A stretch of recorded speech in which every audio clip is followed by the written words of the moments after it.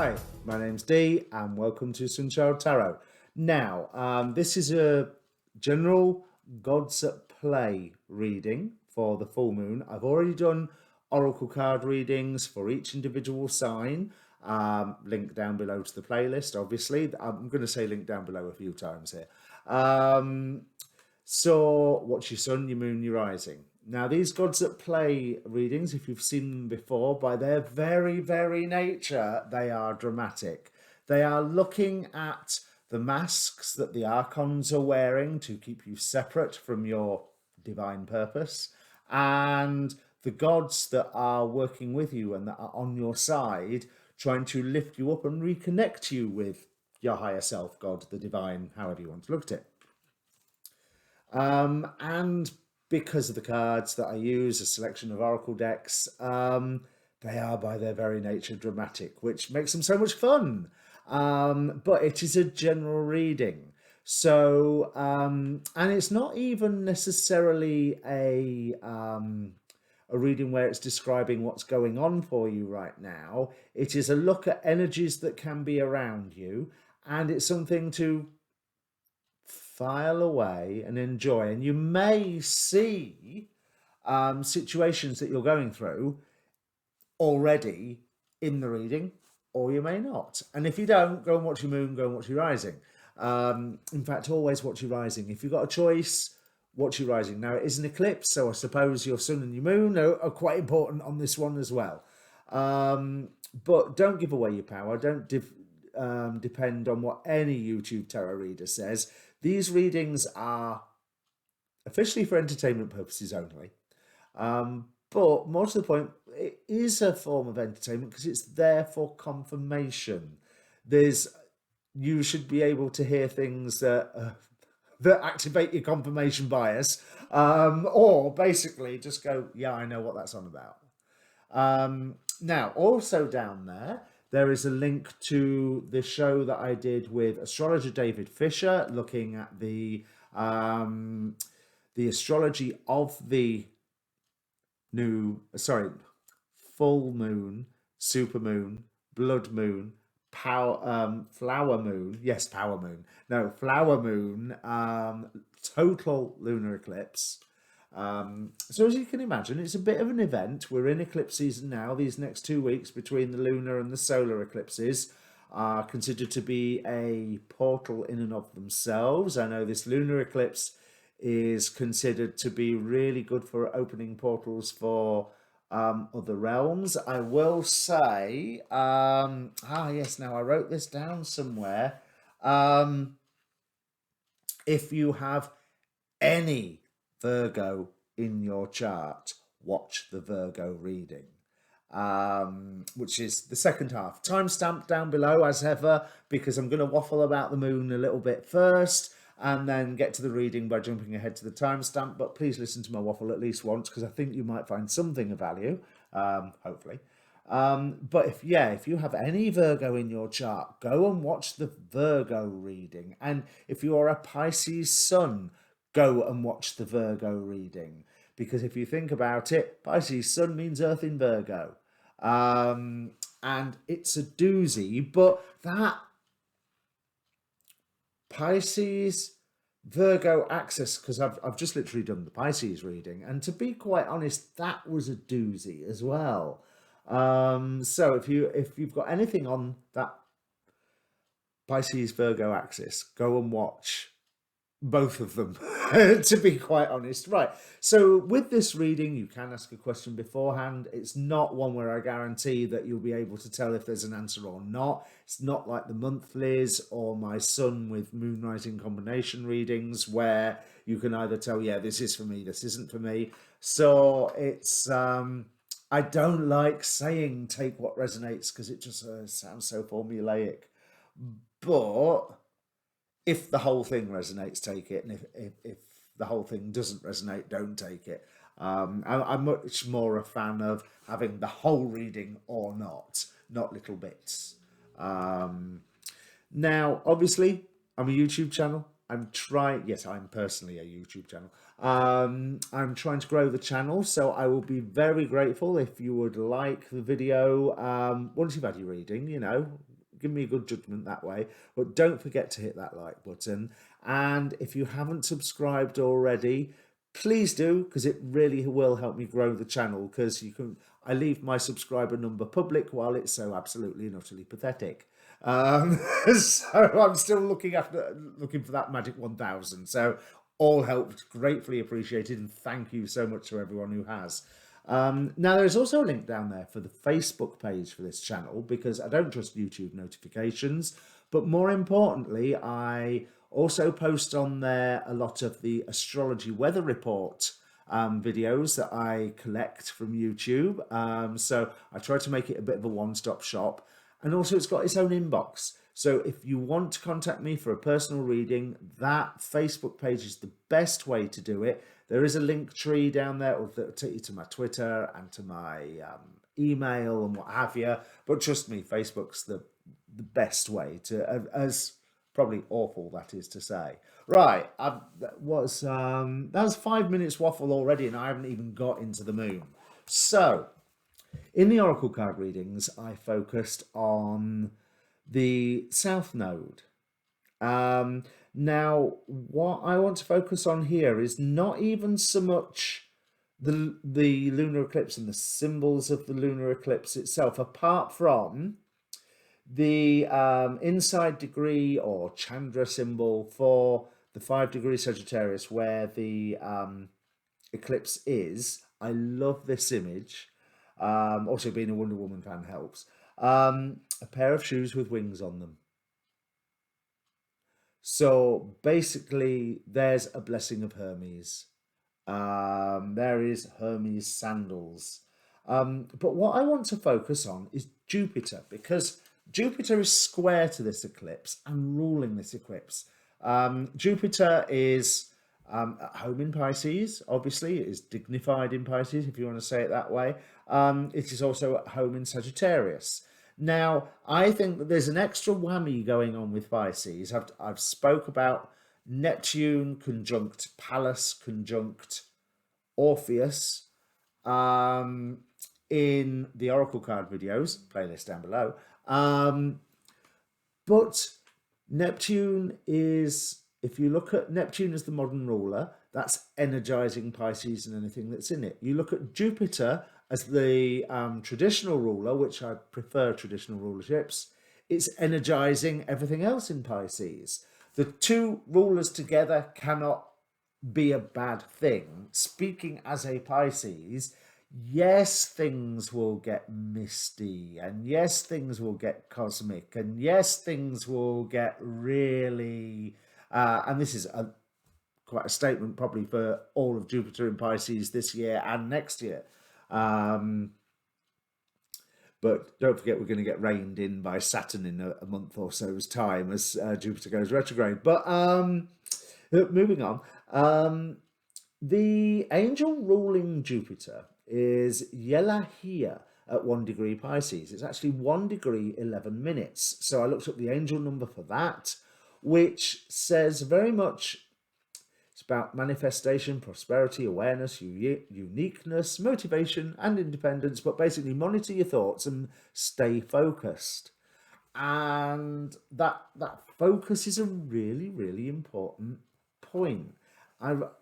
In the Pisces reading that I just finished, it's like your focus needs to be zeroing in and zeroing in and zeroing in. And I wish I'd thought of that image when I was doing the reading, because that's exactly what I was trying to say.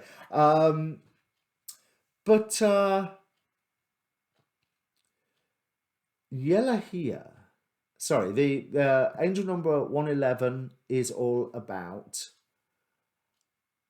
monitor your thoughts because you're going to manifest. Jupiter brings abundance. Now, Yelahia is all about sweetening judgment and is a karmic warrior, whatever that happens to mean.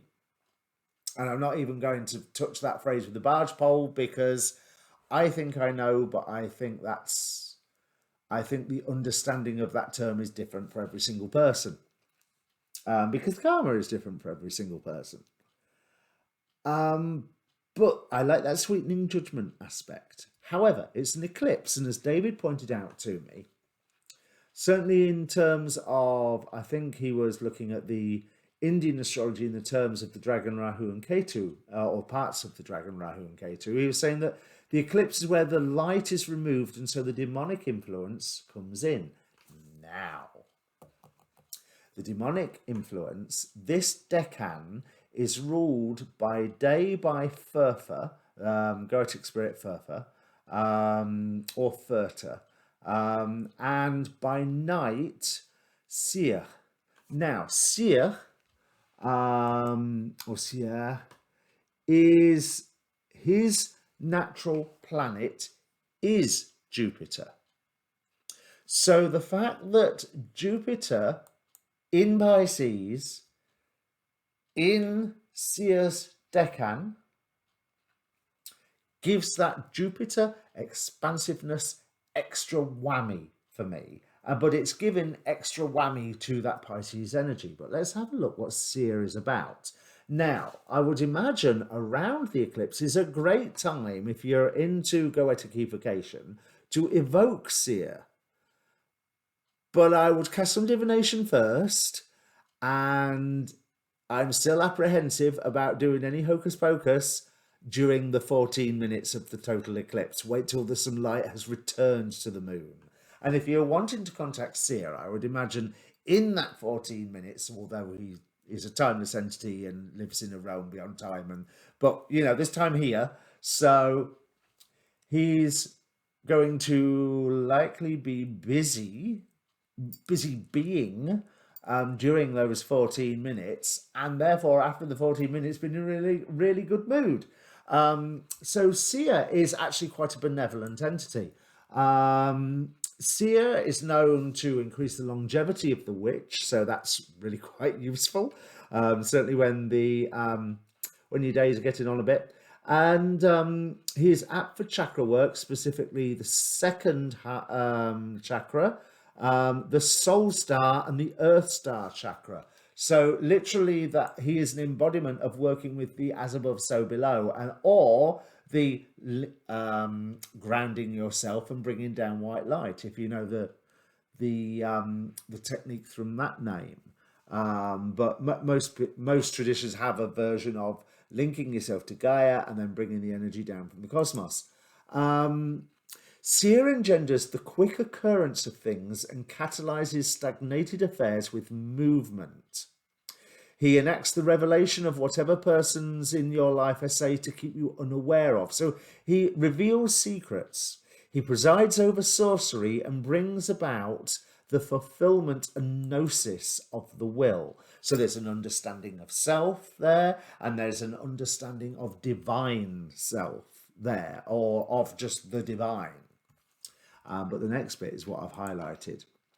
The traditional delineation of Seer is as follows, and I love this. His office is to go and come, and to bring abundance of things to pass all of a sudden, and to carry or recarry anything wherever you would have it go or where you would have it from.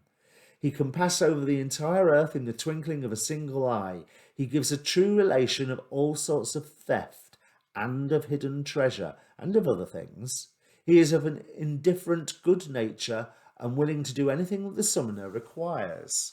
And then it talks about how he will help the witch contact higher spheres of light, and you've got to remember that a lot of these Goetic spirits that Solomon worked with have angelic origins. So, you know, they know what they're on about. Now, the actual degree, angel of the eclipse degree, is about building bridges, fertility, multiplicity, defeats, this Amael, defeats frustration, despair and depression, but obviously not in that 14 minutes. That's where I would imagine they could rear their head. And then it's up to you to defeat frustration, despair and depression for those 14 minutes. But the minute that light returns, Amael will be there assisting you with that. And there's a huge amount of self-determination I'm seeing about this lunar eclipse. I am actually really, really excited for this lunar eclipse. When I was starting the astrology, I was a bit like, oh God, eclipses, they're all going to be scary. You know, they're as scary as comets. But there's so much that can be drawn, I think, from this eclipse, or that can be opened. There is a wonderful sense of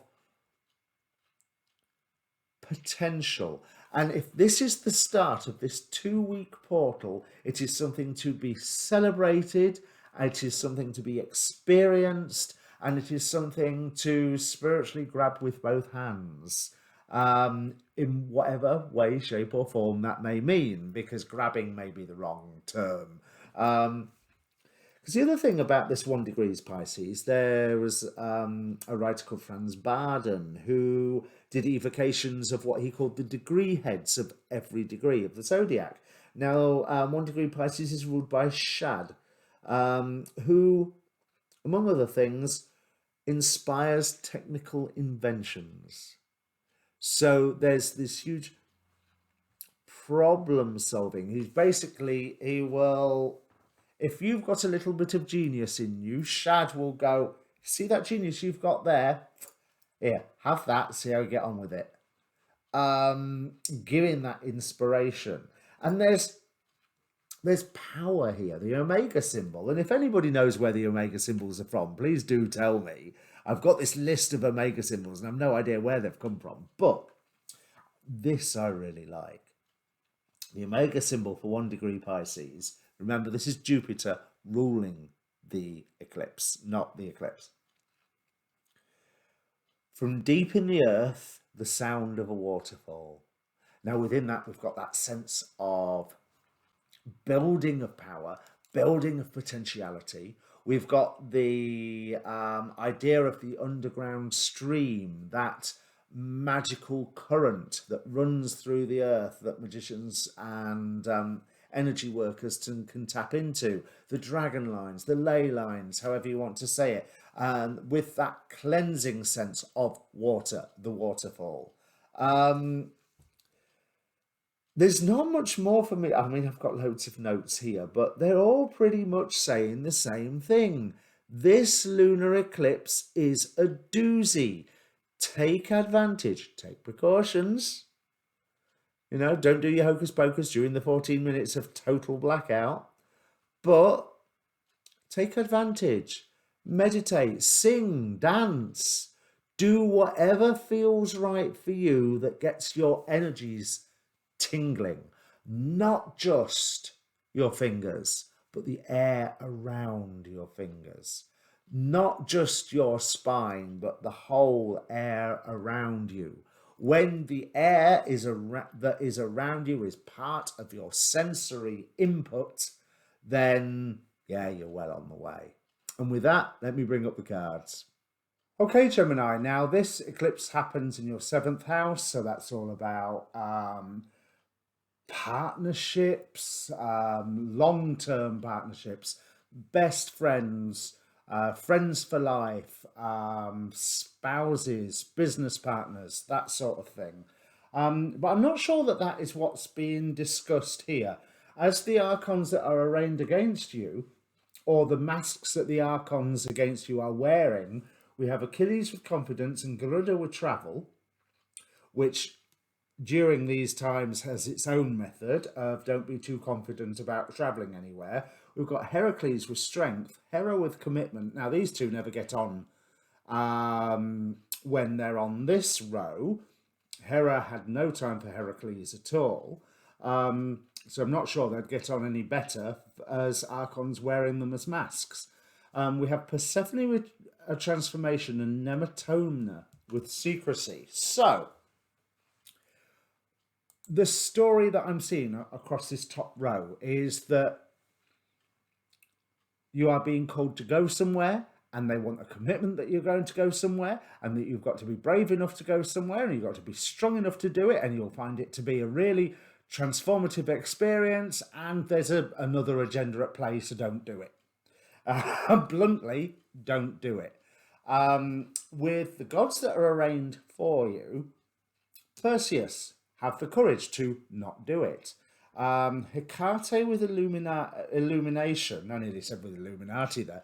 Hecate with illumination implies to me that there will be some level of understanding of quite what's going on and quite what's going on in the background if you take Loki's advice and just you play with the idea and you don't give them this commitment that they want, because it will end up with Heracles and Hera together.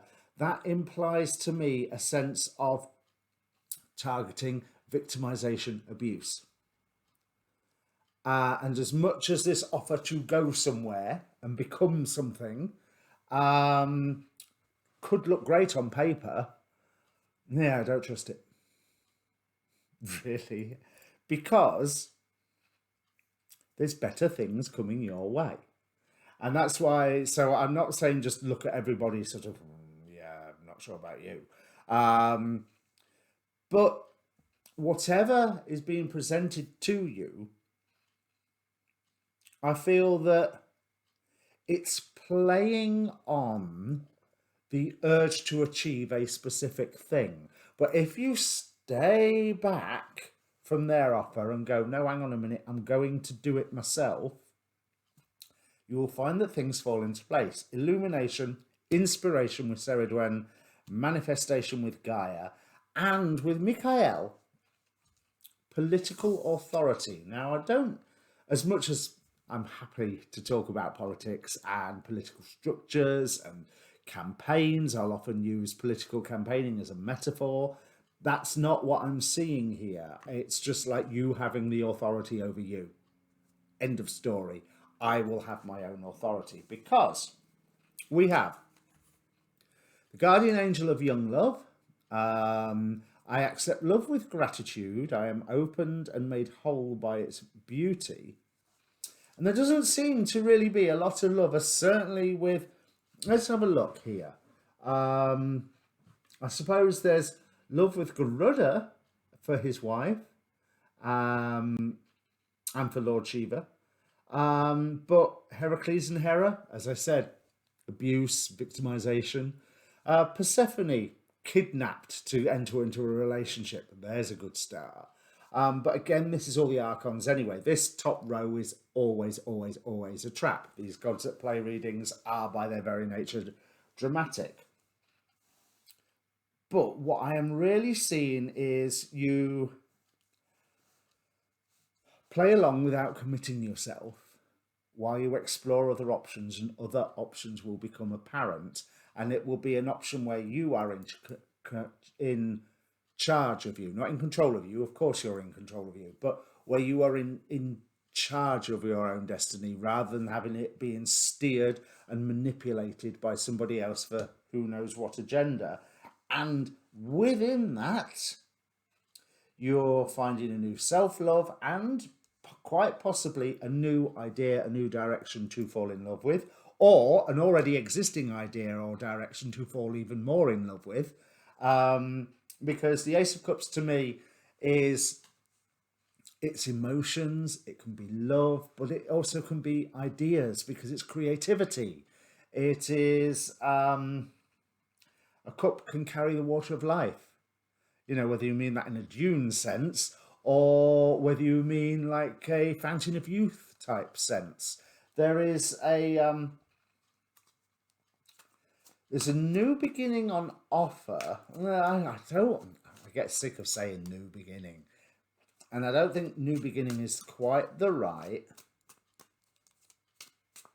word about it. Because with Perseus and Medusa here, even though theoretically they were enemies and Perseus slew Medusa and what have you, so that doesn't speak very well.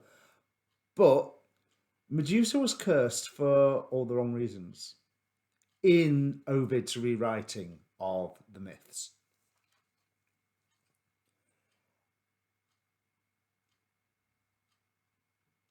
And really, the feeling that I'm getting from this card right now, I've never seen this before in the card, is that she's someone who's minding her own business. If you think about it, the original myth that didn't have Medusa as a priestess of Athene, but had Medusa just simply as being born a Gorgon, She's quite happy living in her own temple all on her own. Thank you very much. Because when all's said and done, everybody she sees, inadvertently turns them to stone anyway. She's not going to have any company, so she might as well be happy living on her own. But living on her own, she's not doing anybody any harm. And so I'm seeing Perseus in a way as being the aggressor here, and she's being brave to stand in her own home, saying, "This is my territory. This is my bit. You've got the rest of the world. All I want is this little bit. Leave me alone and everything's fine." And that's what I sense with